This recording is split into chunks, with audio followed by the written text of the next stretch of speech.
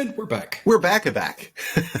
After what we thought was an issue, we are now here with episode 25, which will be another action-packed episode. I finally went to a theater for the first time since 2019 to see Shang-Chi. Some great trailers have dropped. Oh, The Matrix and a very Die Hard-esque Hawkeye trailer. Right. What If keeps getting better with every episode, so I figure let's dive into Shang-Chi first. Now, we were originally going to record this episode after we saw it, but I don't know. We were busy, so we didn't, and we were going to do it spoiler free. But now it's been like 2 or 3 weeks now, so I think we can spoiler this up. So here comes the big spoiler warning message on the screen. Spoiler warning. So, first thoughts. Everybody was kung fu fighting. Yes, the action was brilliant. And, yeah. That is a fact. That some people are calling this the best solo origin story Marvel movie. It's got to be that or Black Panther or Doctor Strange. One of those three. They're really, it was really tight. I know that's some tough competition there because, as strictly, solo origin story goes, First Avenger was pretty phenomenal. Yeah, that one, I love it, but was excellent. Yeah. Oh, Scott Derrickson liked one of my tweets. This is great. Yeah, I'm not disagreeing. It was excellent. It's hard to say best. But I've always been a huge fan of really all the Captain America standalone movies, which they're making a fourth with Anthony Mackie, which I don't think we talked about previously. We mentioned it right in the episode with the because it was Captain America will return, and then they announced it shortly after. I was late to the party there. I just hadn't really read any of the news about that, but I love First Avenger. I did as well. Great. So how would you rank let's do your top 3 solo origin movies for Marvel? Just if you had to, on the spot. Yeah. Iron Man, First Avenger, and Doctor Strange. I would do... In other words, Iron Man 1, Captain America 1, and Doctor Strange. Yeah. I think for me... See, it's tough because... Yeah, go ahead. For me, Black Panther bumped those movies. Yeah. Black Panther... and then Shang-Chi and Doctor Strange right now are tied because they're very similar. They both have that kind of mystical quality to them. And I really like how they tackle that. Plus... my reticence on this is just the fact that, if you're going to make sort of a top 5, top 6 in here, it's like an Olympic 40-yard dash where the difference... or like a horse race. Well, that's a poor analogy, actually. It's more like the 40-yard dash where the difference between the first place and the 5th place finisher is in tenths of a second. Yes. If not smaller. So, I think they're all 90% plus when you look at Metacritic and, somewhere in the neighborhood of 88 to 92% on those sites.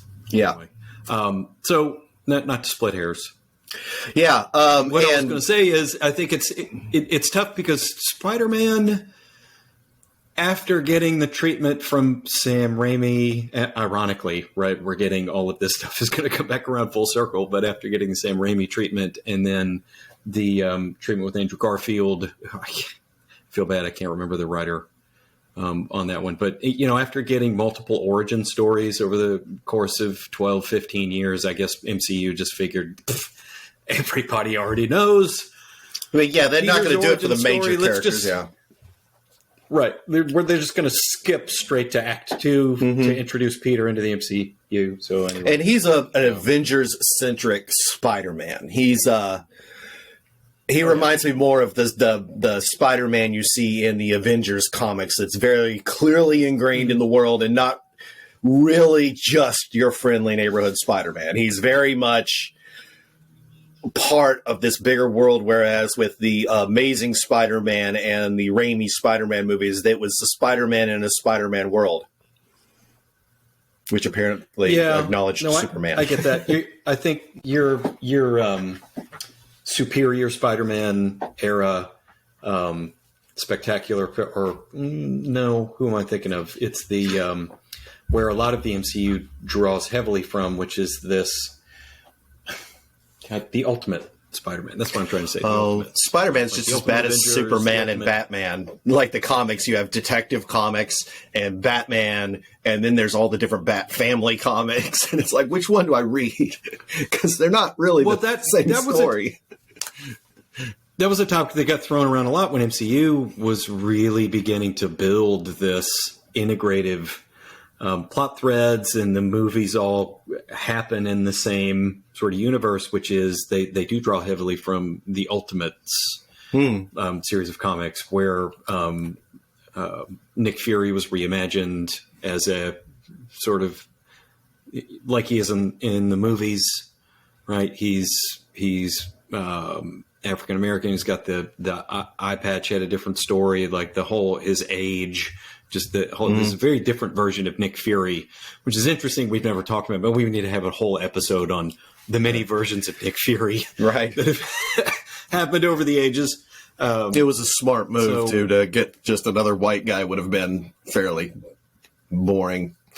Yeah, and now that brings me to Thor from the Ultimates. Yeah, that brings me to question 2 of rankings. There have been let's just stick with movies, not any of the various series, but there have been now 4 comic book related movies this year in 2021. How do you rank those? We've had Zack Snyder's Justice League, Shang-Chi, Black Widow, and League. Suicide Squad. The Suicide Squad. Suicide Squad. This one's tough. Just put you on the spot. Now Shang-Chi's. Yeah, I mean, you got to remember, because I know you've still only seen it once. Well, yeah, right. Well, the Justice League film, it's hard to compare. It was very enjoyable, but the Zack Snyder's Justice League was a very different film. It's a very different experience, right? It's epic in its scale and scope with all of the. It's probably more comparable to the series. Compare that. It's probably more comparable. Yeah, it's hard to compare that to because you really could take the Zack Snyder's Justice League and break it up with those chapters, right? It's got chapter breaks, and you could have aired that on a streaming platform in the way that Disney has done with the Marvel shows, right? And you could. Well, that was the original plan, and I am willing to bet that was not Zack and Deborah Snyder's choice to. Not split that up, because if they would have done that, people would have been talking about Zack Snyder's Justice League for 6 weeks, and Warner Brothers really was hoping it would fail, and it didn't. Not only did it not fail, but I don't know if you've checked Amazon. The #1 movie Blu-ray for sale right now is Zack Snyder's Justice League. Okay, and it came out on the 7th, I believe. I will say this, Shang-Chi had, in my opinion, without question, the best post-credit scene of any movie. Oh, yeah, we'll get to that. But I'm not letting you off the hook. So rank your superhero movies, man. I already know who's probably going to be last. Shang-Chi wins tops, then Justice League. Probably it's hard to say. Yeah, I think Black Widow's probably going to have to come in last, unfortunately, because we talked about that in some fairly gritty detail in a previous episode, and it wasn't terrible. It was just disappointing, right? And I know for fun factor, if I'm going to pick between Black Widow and the Suicide Squad, it's like, you know what? I want to watch something quick. I don't have access to Shang-Chi. Yeah. Justice League is 4 hours long. You got to commit to that. Yeah. I'm going to pick the Suicide Squad every time, just because that is wall-to-wall entertainment. Agreed. If anything, just to get more David Dastmalchian, Polka Dot Man. I love him in everything he's in. Oh my God, he was so great in What If. He was playing his in the zombie episode. He was his character from Ant-Man. So mine is almost like yours, except Zack Snyder's Justice League is in comic book movies is on an entirely different level to me. And this is one of the ones where the difference between first and place isn't minute. It doesn't mean I don't think Shang-Chi isn't brilliant. I just think Zack Snyder's Justice League is in its own league. Yeah. And I believe it creates an Elseworld. I've had that theory because in the real DC universe, Kal-El does not land. He lands on Earth about the same time. In Zack's, I think Kal-El comes to Earth when after his parents have already been killed, which technically means that Batman wore a cape before Superman did. And I believe in the DC comic universe, it was kind of something that happened at the same time, if not Superman a little before. And then that kind of gave Batman part of his impetus to be like, oh, a costume would be a good idea. But that put aside, let's go back to Shang-Chi, and now let's dive into this. So we know it was brilliant. Every character was fantastic. I actually I've still not seen Crazy Rich Asians, so I was not familiar with Awkwafina other than that, like, why did she name herself after bottled water? But apparently she's a comedian, so now that makes more sense. Yes. Yeah, she's got a great show, her own show on Netflix that we've been watching some of. Had seen her before Crazy Rich Asians, pretty hilarious. Yeah, she's a hoot. Mm-hmm. And somewhat comic relief and some sort of grounding for the character. I thought it was really a good choice. And then they didn't really the female leads.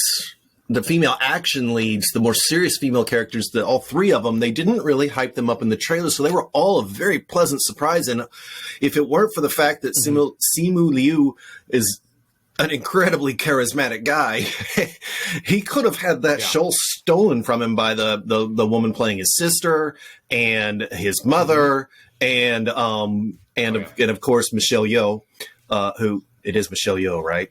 Oh God, I hope. Yep. Okay. Yep. Absolutely. And always brilliant. Always brilliant. Yeah. I'll tell you the thing that excited me the most about this movie was getting to see, outside of animation or drawings or manga or anime, getting to see all of the live action, getting to see all of these Chinese creatures. Once they got into the other world, getting to see the dragons and those weird lion things and all of that stuff was awesome. Yeah, I don't know if they were supposed to be like a foo dog or if it's actually a cat. I'm not sure. At first glance, I thought it was like, oh, this is a foo dog. But yeah, the like the nine-tailed fox and the sea serpent. Someone joked that they made Pokemon canon in the MCU. Interestingly, the guy who designed the evil monster looking thing is the same one who did Steppenwolf. Marantz. Oh, really? Yeah.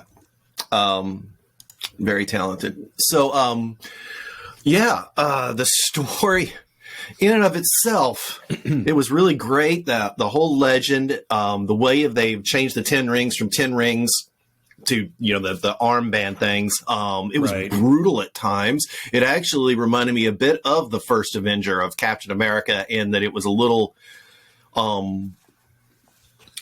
more violent. Yeah, much like the scene where you get that backstory in segments of his childhood in pieces, and when it finally is his dad, Win Wu, going out for revenge in that thing, and he just kills the dude off screen, but you can hear the sound effect. That was pretty brutal. Squish.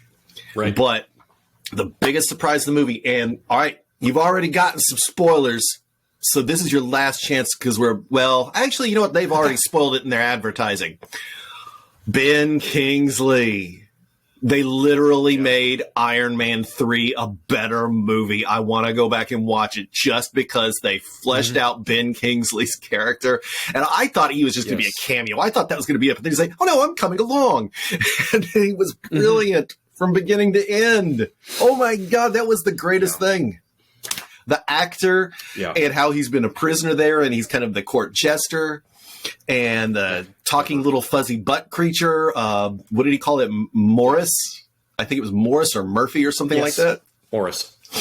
Morris. Yep. And it was good. I pre-watched it. My wife did not. Finally, she's like, yeah, no, I'm not going to theater. She was smart. That theater was way fuller than I wanted it to be. But, you know, Oh, really? Yeah, there was a seat between me and the next group. But unfortunately, everyone around me were masked up. So I was good. But it was good because she would have been super stressed because I didn't realize there were going to be so many critters in it, so many cute things. And now I can, you know, tell her it's like, this thing will be in danger, but it will be fine. Literally no critters are harmed in the that aren't like horrible demonic. Oh, those things exploding and the souls getting sucked. That was great. That was, yeah. Sorry, I went on a rant. So what do you got? But No. now, before you go to that, no, I mean, the biggest thing we got to talk about is the greater MCU. So don't start with the end credit scene. Oh, well, okay. You're like, no, I want to start with that.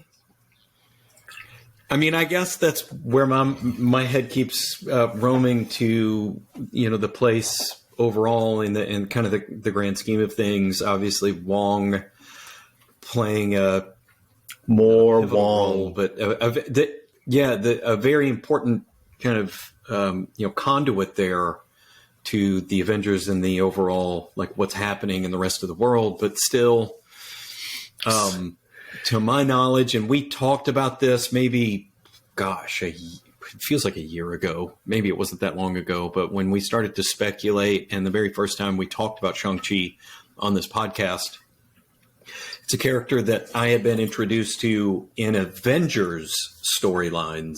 He's been, I always joke about this, nearly everyone has been an Avenger at some point. Right. Just about everyone has been on an Avengers team at some point. And God, when I was Shang-Chi reading the Avengers comics several years ago, Wolverine was the leader. Oh, yeah. Well, Logan has been an Avenger frequently over his history. Shang-Chi was for a time part of an Avengers team, like one of the squads. And I really only knew him from that. And it was during a period of time, and I think I mentioned this last time we talked about him, it was during a period of time where he was exposed to some sort of alien power or something like that, and actually had the ability to sort of like multiple man. He could make duplicates of himself or sort of like shadow clones or something. And so that was interesting. But I had to go back and do a little bit of homework and research his origin story, which we talked about briefly. And from what I could tell, the movie was very true to that. It was very accurate, very, very true to his origins in the original comics, which was neat.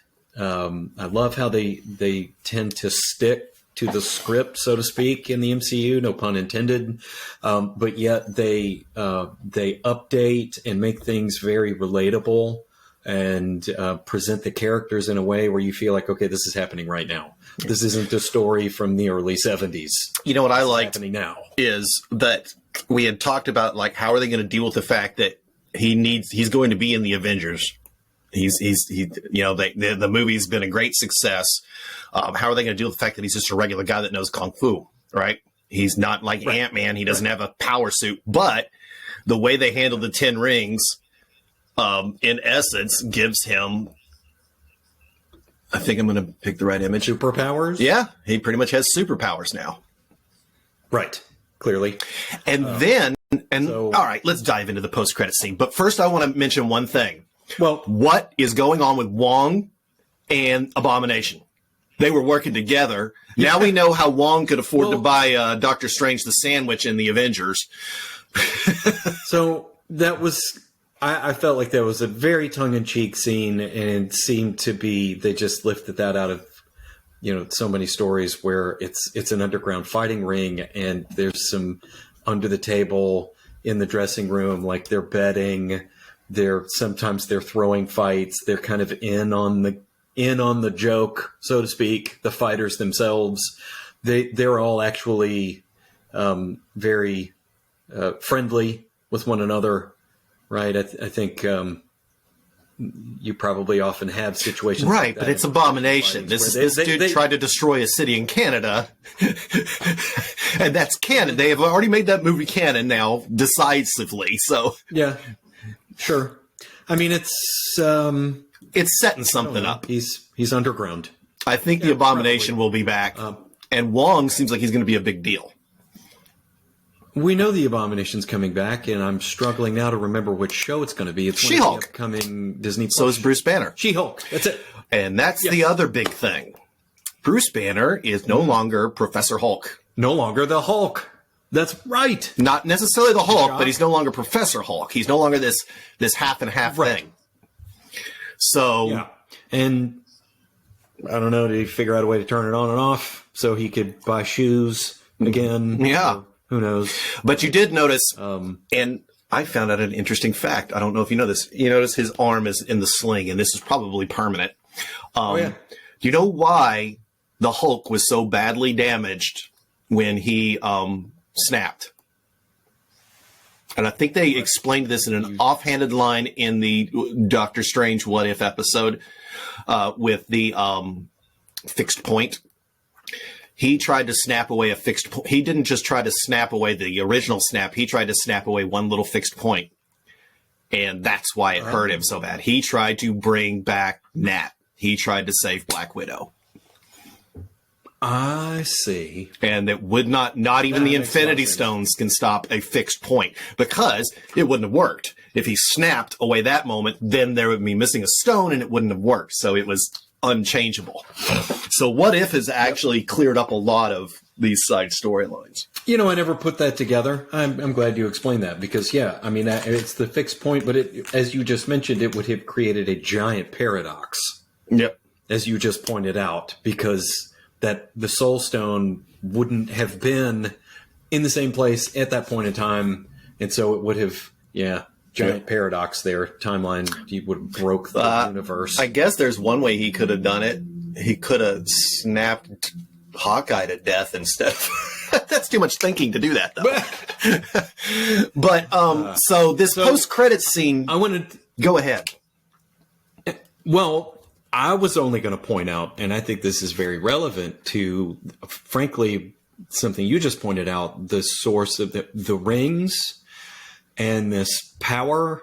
Two things I want to say about this. Let me preface this comment and questions laid out for me by this post-credit scene. First, let me say the image that you showed with Shang-Chi and his father battling it out over the rings, nothing is really said about this, and nothing is ever hinted to. I didn't get any sense after seeing the movie. Why was he able to sort of assume ownership of half of the rings during this fight? Was it his father having some sort of crisis of conscience, some sort of emotional... I feel like the rings were choosing. That was my impression. Maybe. Okay. So again, these are all questions I feel like are just hanging in the air now. All this is on the table. How the rings have a very mother box kind of feel to them. Maybe. And that's very appropriate to my second comment, or maybe line of questions here, which is this post-credit scene opens up this whole avenue with mystic analysis. Wong's trying to figure out, is this mystic in origin? And you've got Dr. Banner and then Captain Marvel, right? Carol Danvers is on the call, and they're all analyzing this stuff, trying to figure out what are these things? Where did they come from? And no one knows. And we don't understand what's some kind of signal embedded in these things. And it's transmitting some sort of subspace.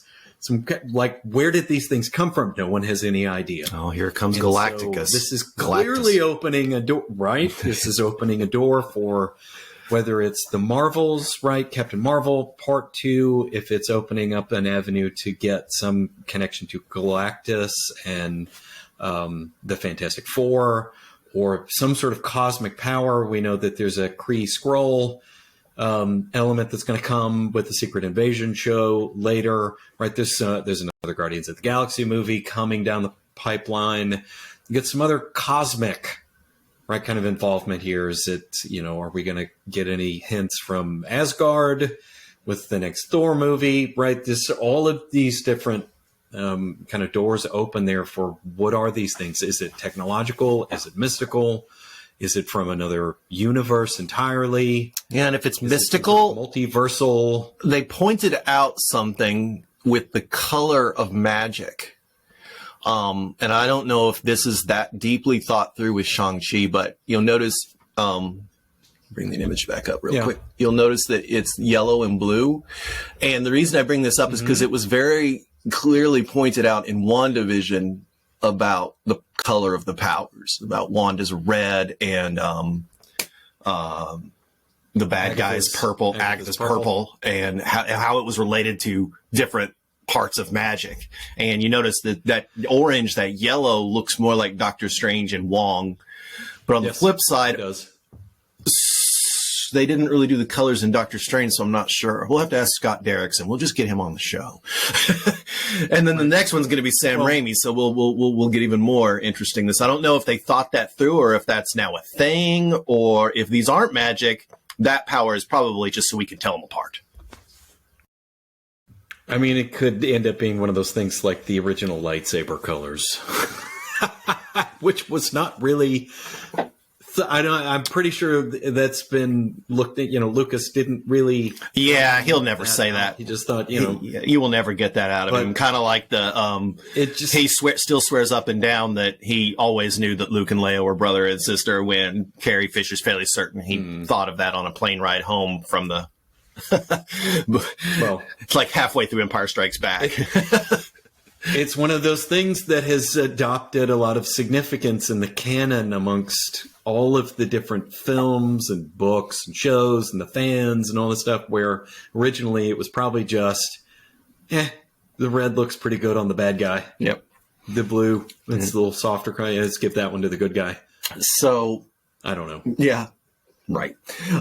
So with this post-credit scene, it seems like he was inducted into the Avengers or whatever they are now. It seems like Wong and Captain Marvel and Bruce Banner are kind of running that show. Oddly, Doctor Strange was nowhere to be found, probably because he was filming his solo film. And yes, Doctor Strange was not Cumberbatch. Yeah. And then so was his girlfriend. Well, I don't know if they were hinting that they were going to possibly be more than just besties, but she has also been recruited, so that's interesting. Of course, you know what? If you have dragon armor, it almost acts like Black Panther's suit, that it absorbs impacts, so she doesn't get killed when Thor punches her. That's right. So that was Shang-Chi. Damn it. I'm looking forward to watching again in the comfort of my home with a glass of scotch in my hand.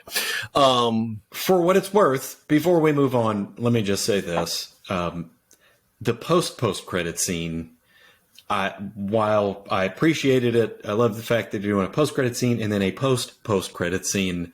If anyone didn't see that coming, you just need to hand in your membership card now and just find another genre. All right. Remind me of what that one. What he pointed out, he said, my sister went back to my dad's compound to, taking apart his operation. Yeah, they're not going to get rid of the 10 rings. Absolutely. Well, no, absolutely not. I said, if she's been running an illegal underground global fight ring for the last 10 years, she's not taking anything apart. She's taking ownership of the whole thing. Plus, wasn't they don't want to make... right, that Madame Hydra, right, Julia Louis-Dreyfus's character... the Countess. Julie Louis-Dreyfus' character from Falcon and Winter Soldier, who has now shown up a couple of times, right? Because she showed up at the end of Black Widow. She wasn't in that scene, right? The post credit scene. I don't think she was, but I think they're definitely building some kind of global cabal. Well, yeah, because they made the mistake of destroying Hydra. And actually, I think that's what screwed up Agents of S.H.I.E.L.D., the TV show. It's like there's no more Hydra. But I think they're trying to bring Hydra back, and it's good to have more than one of those. Yeah, and in the comics, and somewhat analogous, not entirely, but AIM. The advanced idea of mechanics, right, is this sort of technology-driven sort of global terrorist organization in the comics. The beekeepers, the old school, yellow outfits with the flat top helmets on, right? The AIM troopers, these guys. And the connection there was with, the character in Iron Man 3 because the Mandarin was kind of that was a hoax, right? But still, you had Guy Pearce's character. Oh, can't remember the character's name, but right, he was supposedly the brain behind AIM. And now you've got this connection with Trevor and the Ten Rings, and right now his sister's going to be running the show underneath. So there's plenty of precedent there. Yep. For them to tie in some other kind of clandestine cabal pulling strings from behind the scenes. Yeah. I think they're just opening up options, though. I don't know what their whole plan is, but I think they're just throwing that in there in case they want. Now that way future directors and writers can be like, well, we still have the Ten Rings if we want to use them in Shang-Chi too. So let's talk one more quick Marvel thing. Let's talk a bit about What If, which has been really great. Oh yeah. So far, I think the zombie one was actually my favorite, or the Doctor Strange one. The Doctor Strange one, I think, tops. But all of that, they've all been really good. The zombie episode was a lot of fun, and Paul Rudd's head, bodiless Ant-Man. Yes. Remind me of Futurama, first of all. Well, the zombie one gave the Hulk his moment that he never got in Infinity War and Endgame. And that's something Bruce Banner didn't think of in Infinity War. You can't get the Hulk to come out. There's one sure way to get the Hulk to come out. Run right into the middle of something, and if it's going to die, it's going to come out. So he should have Infinity War. He could have stopped the whole thing, just run right in the middle of all the bad things without the Hulkbuster thing on, and wait for them to start killing you, and then the Hulk would come. I think we can presume that while he's Banner, actually that doesn't make any sense. There's been plenty of. I was going to say Banner probably has his sense of self-preservation preserved. In other words, that part of his hindbrain is going to be very hesitant to but actually there's, precedent in the films. Well, he actually says in the Avengers how many times he tried to kill himself. Oh, yeah. And every time the Hulk would come out. And at the end of Incredible Hulk, of course, that was, Ed,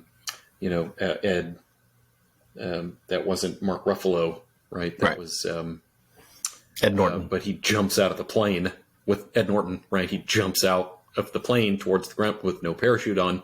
And, it's essentially, he did the same thing at the end of Thor 3. Yep. Right? He essentially just leapt to his death. Yeah. And then it didn't happen immediately afterwards. Yeah. The Hulk's like, you survived the fall. All right. So, the last one was good. But it was, if it would have happened before the Doctor Strange and the zombie one, I think it would have been better. I thought the zombie one ended in a cliffhanger. I feel like they going to give us more of that later in the season or what? Because Thanos was there and it's like, hey, it's Thanos zombie. I want to see more of that.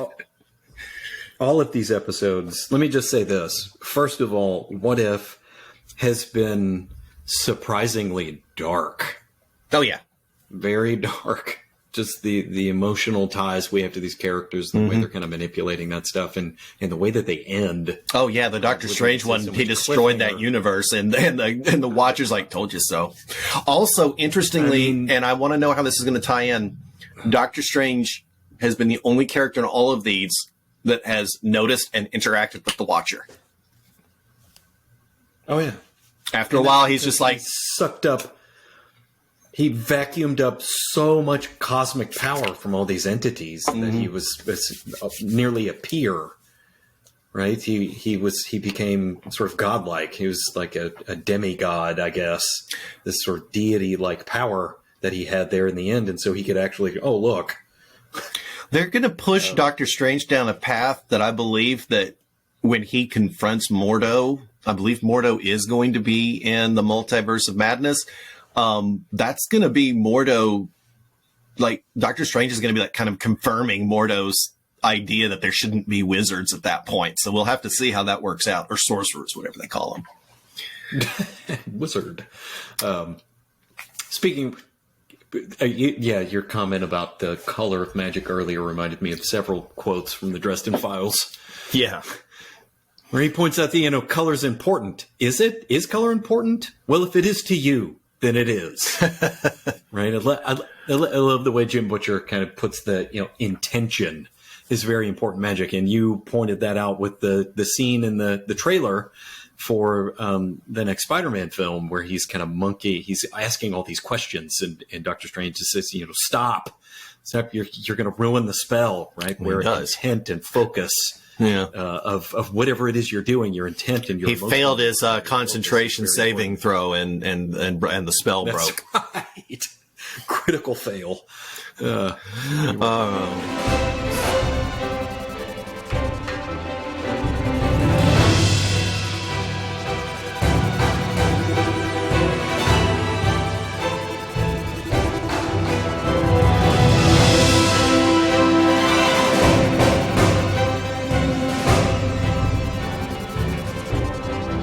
So now,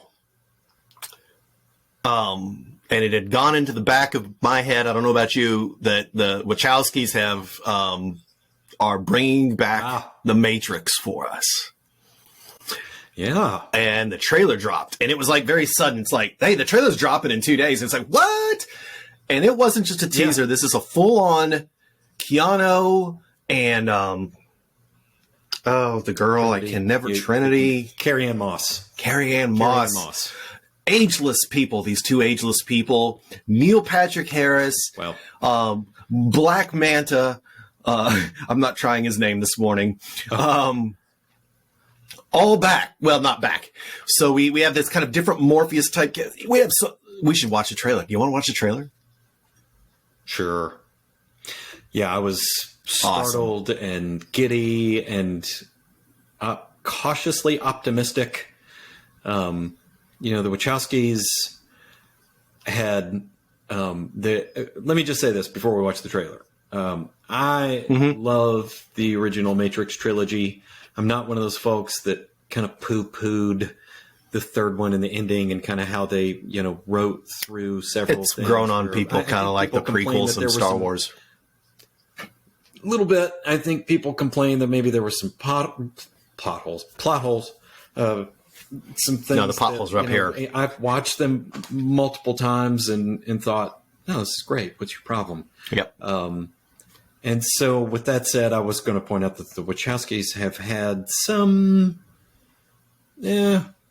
not fantastic box office successes since then.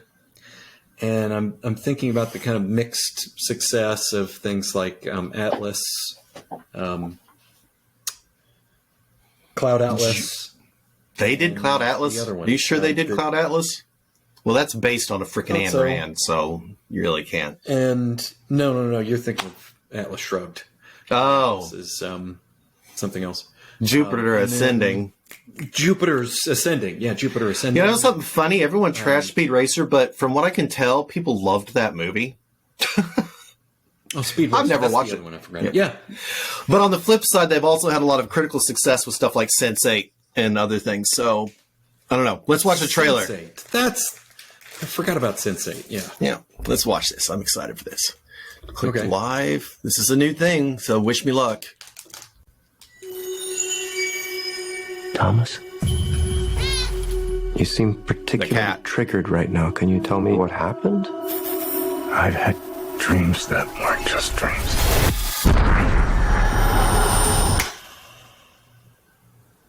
Am I crazy? We don't use that word in here.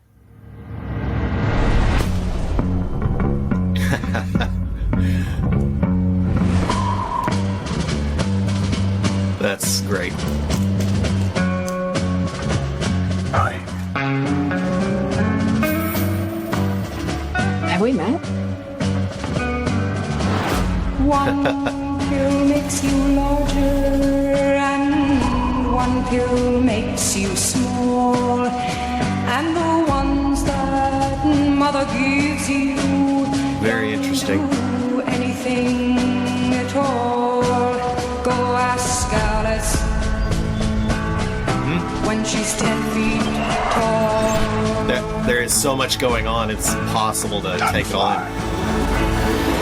And if you go chasing you want the truth, Neo, you're going to have to follow me. And you know you were going to fall. The only thing that matters to you is still here. I know it's why you're still fighting and why you will never give up. You don't know me, no?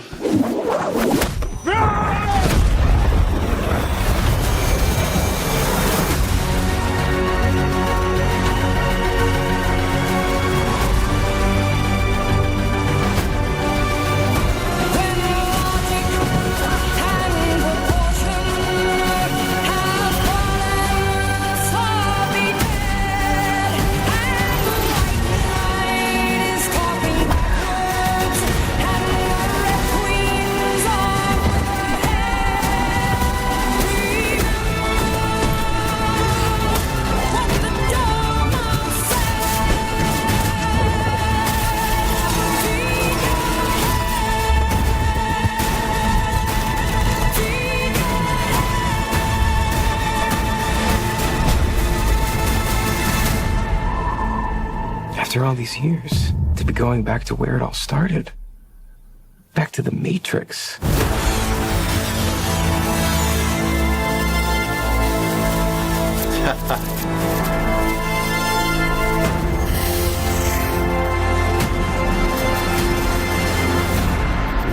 Yeah, that's going to be amazing.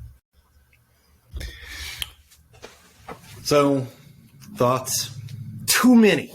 You could watch that trailer 1,000 times, and that opening sequence when he's like, "Am I crazy? We don't say that here," and then it goes, and every time you will see a little hint of something there. The blue glasses on Neil Patrick Harris, very, very blue glasses. He's clearly his therapist, and he's giving him the blue pill, and that's his prescription to take blue pills. Right.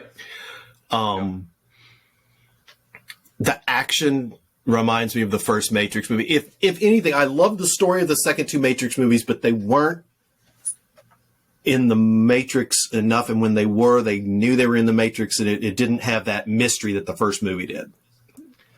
Well, that's the... But I love the last two movies for what they are, but they're not on the same level as the first one.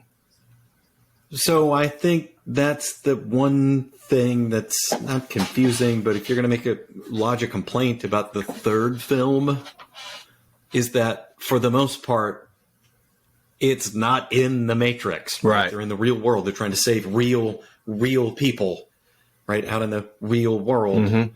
And, supposedly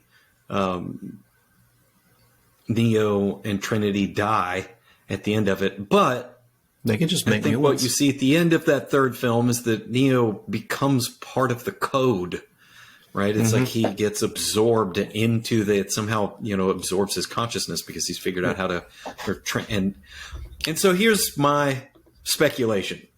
I don't want to say too much about it because this is what I hate about trailers is I don't think they gave us anything. I don't want it to ruin the movie. I don't think it's going to ruin anything. Here's what I remember from the original film is that in the original movie, Neo goes to the Oracle and she tells him this story of how, or maybe it was Morpheus. It was a combination of the two. How in the early days, when the machines took over and they stuck human beings and hooked them up to, Ethernet cables and just plugged their brains directly into this mainframe, right? They came up with different versions of the Matrix, and the first several of those were catastrophic. They didn't work. Right. People woke up left and right. They couldn't keep people asleep. And actually some of this comes from Agent Smith. Yeah, it was his speech to, this was actually his speech to Morpheus. That's right. Yeah, that's right. When he's trying to crack Morpheus's brainwaves, right, try to get him to, give them the codes to hack in to the city. Yep. So bottom line here is that we know there have been historically several versions of the Matrix, and that they have it within their power to just kind of wipe the slate and design a new one and try again. And presumably Neo and Trinity, like their code, like so many of these people are, maybe it's a copy of them, right? They're living inside this machine and they can just grow a new body and just bloop, download them into. And I don't think they're the ones that did that. Do you see this picture? This is what is her name? Priyanka Chopra.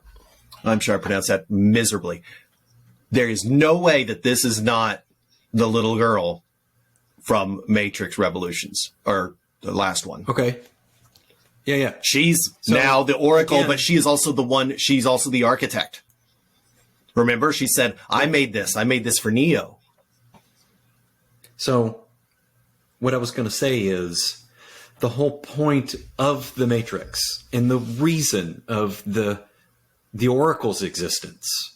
And it's all a system of control, right? Which is the thing that Neo finally figures this out. And he's like, well, I'll be damned, right? This whole system is a way for them to identify outliers, for them, for the machines to have a way to identify these patterns in human behavior. And once in a blue moon, you get someone who comes along who themselves, for whatever reason, has control over the system. They can exert their free will over the software somehow, and they can manipulate the Matrix. And so this whole system exists to identify those and then pluck them out of the Matrix, right? To remove them so that the system can learn how to do better next time, so we can avoid, or at the very least go longer before the next one comes along. And so maybe there have been 8,000 different iterations of the Matrix that have happened since the last one, right? We don't know that. Well, I thought that this is my prediction. Yeah, but I thought it was implied at the end of the last Matrix movie that it's not going to be like that anymore. That system was broken and didn't work. Neo helped them make a new system, and now it's set, instead of being set in the 90s, it's set in our time. Which makes you wonder, how long was it until the Matrix even started? So how many, they could keep doing this. Well, in the original Matrix, I think Morpheus says they think it's closer to 2199 or like 2190, right? Somewhere in the neighborhood of like 200 years. And don't forget that Morpheus thinks they're in the first Matrix, that there's only been one. Right. So it could be thousands of years. So again, my tinfoil hat, my prediction with this is that we've got, once again, Neo locked into a situation where he appears to be taking the blue pills. He's unaware, and something is going to happen. This cascade of catastrophic sort of failures. These things are all going to turn into, he's going to become aware of some new version of the Matrix, some new system, some new way that, it turns out he didn't free humanity, right? It's just another iteration of the Matrix. And it's just, but clearly Wachowskis, they're not going to just copy and paste, right? There's going to be some other deeper element of this, but at least from looking at the trailer and looking at this stuff, that's where my mind goes. Is that I think there's plenty of precedent, and just the lore of this universe sets the whole thing up for endless sequels, right? They could just keep making these movies. Yeah, except keep this one contained, and then the next one they have to start all over again, and then finally, right? But I think in this one, my theory is a little more minor. I think that the Neo and Trinity are, which is funny, 1 and 3. Their roles are going to be reversed. I think this time Neo's going to be the one pulling her out of it. There are a bunch of, and then this random person who was talking to Neo towards the end of the trailer that's like, so the Matrix again, that guy. Someone pointed out that statue in the back they cleared it up, and it's a statue of, remember that slow motion scene where Smith gets punched and his face ripples? Oh, the statue is of that moment of Smith. So Smith is kind of in the movie. And then there's so many little, what's the old Neo? Why isn't Morpheus back? What's up with, and I'm this guy, I know that one day randomly a celebrity whose name I can't pronounce is going to actually stumble upon this and be mad that I keep calling this poor man Black Manta. I could call him Candyman. He's just pretty much Morpheus, but he's not. But then again, Morpheus was always one that got out early. And maybe like you said, if they could recreate Neo and Trinity because they're in the system. Yes. Say it again. Yeah. Yahya Abdul Mateen. Yes. Cool dude. Yahya. Yahya, I think. Oh yeah. Also Dr. Manhattan. He's had some very choice roles the past. He has really been hyping up how good Aquaman 2 is going to be. He said, look, I'm going to be in this a lot. It's like we got some badass action scenes.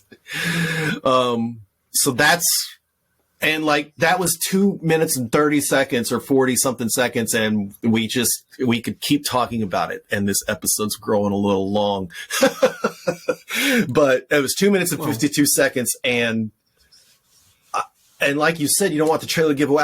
I think the trailer gives away everything and nothing. It probably shows you things that there's no way you can figure out what they mean, but boy, you can talk about it until December. That's for sure. What I see in the trailer are all of these sort of, again, the lore of this universe. You see the blue pill, the red pill. You see the real world, some shots of, Trinity's body inside one of the pods being used as a battery. You see some of the squiddies, the sentinels. Looks like the pods were upgraded. Version of those. Yeah, exactly. The technology appears to be improved or upgraded. You see lots of action and stuff going on within the Matrix. You get the scene of Neo stopping the bullets, apparently trying to fly by jumping off a building. I'm not sure. I think he was trying to teach Trinity how to do the jump, just like in the first one. Maybe, yeah. So there's all of this imagery that is very much, I think, very intentionally, that trailer is intended to hit this nerve with fans of the original trilogy, where you get all of these scenes where the agents are, porting in, blurring in, and taking over the body of someone else. You see them running on walls, lots of gunplay, lots of kung fu, right? Like fighting. You see Neo trying to break through some sort of psychological barrier, right? These scenes where he's clearly strained. When he's staring up he starts seeing a pattern in the birds, and he's throwing the pills. And then a scene where someone who looks like Morpheus clearly isn't, right? This other actor, right? Where he's taking a red pill from him, walking through some sort of portal. The girl with the rabbit tattoo. Yeah. Follow the white rabbit. They showed the Alice in the Wonderland book. I think also that like, for instance, he's, I'm sharing the picture again because he's wearing a red shirt and holding a red pill. With the blue lights in the back, and then some of the other scenes seem to be colored when they show who I think her name was Suri, the little girl from the subway. Okay. I'm pretty sure she's got the Oracle glasses on, and two, this scene is kind of bathed in orange and red. Okay. I think there's something to this color. Boy, this is a very color-centric episode. So, to be absolutely clear before we get ugly comments in the second. Not the same actor. Color. The tinting and the color, the way the scenes were shot was a fundamental element of the original Matrix. Yep. And if you go back and watch it, you will note that anytime they're in the Matrix, there's a yellowish green tint, same as that old CRT monitor green that is tinted over everything. And when they're in the real world, everything is sort of blue, has a sort of whitish blue tint to it. And then when he finally steps through that doorway to confront the architect, everything is bright white. There is no tint, right? When they're sort of in this outside space, and when they go into that staging space in between, they're not in the Matrix, right? But their brains are being uploaded into that staging area. I can't remember what they called it. Morpheus called it it's like a buffer area where they can suit up and get guns. And it's the loading screen before they download it. Right. Where it's bright white. Yeah. So color, that tinting, guaranteed to be significant in this film, because that was a very important element of the original ones. Yep. For sure. And they're really going with this, like, it seems like when he's talking to a character trying to pull the wool over his eyes, there's blue things, like his therapist has the bright blue, the obviously blue glasses. And then when it shows the Oracle, or I'm not going to call her the Oracle, maybe she's the Oracle now. Right. And everyone thinks it's the little girl. Version. It's not the same actor, obviously, Yeah. but in that, here I go. I never should have closed it. I should have just left the image open, right? Mm-hmm. Well, again, for all we know, this is Matrix version, Yeah, but no, look at the left side of her shirt. It's blue. Yeah. And then the right side is red. That to me says that she's more like the Oracle, where she's not really picking a side until she has to. Correct. Until she wants us to see something big happen. Well, the Oracle's job was never to pick a side. Right. Again. But she kind of did towards the end. But did she? Yeah. All right. Well, like I said, The Oracle's job. Okay. there's no way our Watchmen episode isn't going to be 3 hours long, considering how long we just talked about a 2 minute and 50-second long trailer. Well, the Oracle's. Let me say this. The No, Oracle's say it. job always in the original Matrix. The Oracle's job is to find Neo and steer him towards the architect, where he walks through that door and his code becomes absorbed and analyzed and debugged, and then the whole system resets. Yep. And starts over with a new version. That's what the Oracle was intended to do. Right. Her job for human beings was to puzzle out where is the one without waking anybody up. Right. But then let's see, working. the implication I got from the last movie is that when her and the architect had their chat at the end, is that she kind of was like, you know what, let's try something different. And she's kind of the reason the Smith thing happened. The Smith was almost as much of a one as Neo was. That she kind of But that's messed with it because the architect was like, why was it different me- this time? okay. I might have to go back and actually watch that conversation. Actually, with I the didn't realize this movie was coming so soon, so I need to go back and watch the movies. I've been wanting to for a while. That version, right? So the version of the Matrix that we're seeing in the original films becomes corrupted by the fact that Neo imprints some piece of his code onto Agent Smith, which allows him to go rogue. Right. And like a virus. I mean, it's very much, so much of it is based on these kind of computer concepts. Smith becomes a virus and copies himself into every living being, right, who's still plugged into the Matrix. And much like a computer virus, it starts breaking things. Like the rain at the end is the Matrix code in that final fight. You got to look real close on an HD. Ooh, I haven't watched it in 4K. Ooh, I have to do that. Okay, so we are actually out of time. Yeah. And I know if let's get that Hawkeye trailer in, and you know what? Maybe the next time we record, there might be another one. We'll get the Hawkeye trailer in next time, is what I was going to say. Because if I play that, we're going to talk about it for 30 minutes. Because it actually is opening up even wider the MCU. Yep. But awesome. We got a lot on the horizon with Dune. It's already released in, I think, Europe, and Oh, really? getting really Okay. good reviews. I think I'm not looking at reviews for this Dune one. is coming. It's coming soon. It's coming. Venom 2 is coming. And in November, the Eternals, Things in Eternals. So, yeah. Spider-Man, and The Matrix in the same month. Holy moly, that's good year. Great. All right, so don't forget to like and subscribe, and we'll hopefully be back next week or the week after. All right, y'all. Yeah. All right. Stopping it and letting our upload finish. Wow, it really the upload.